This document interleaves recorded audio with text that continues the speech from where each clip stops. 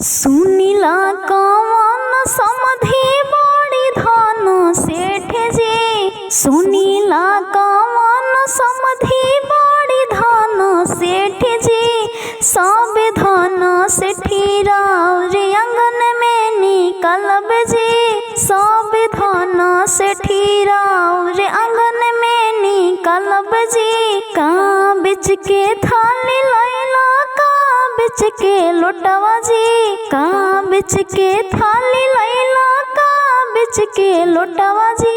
का बिच के परतवा लैला बाबू पर चढ़ैला जी। का बिच के परतवा लैला बाबू पर चढ़ैला जी। मम्मी बिच के थाली लैनी चाची बिच के लोटवा जी।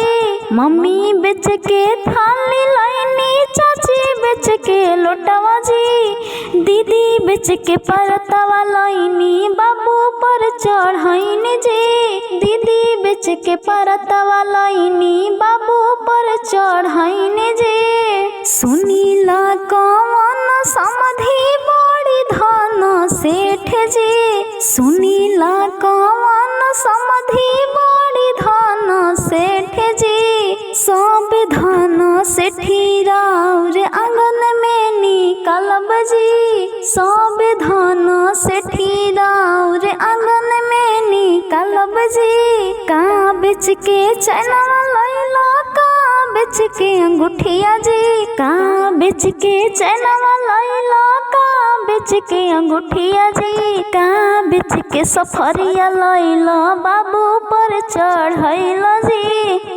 का बिच के सफरिया लैला बाबू पर चढ़ैला जी। हुआ बिच के चैनवा लैनी मौसी बिच के अंगूठिया जी।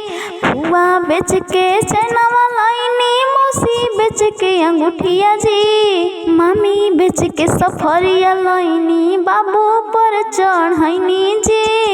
मामी बिच के सफर जा डाली न सिंदूरवा घुंघूटा उठा के जीजा डाली न सिंदूरवा हो खताटे देर जीजा बीतले लगनिया हो खताटे देर जीजा बीतले लगनिया कदम सा बैठ जा बेटी पति सिंदूर लगाएंगे कदम सा बैठ जा बेटी पति सिंदूर लगाएंगे जो धर्म की होगी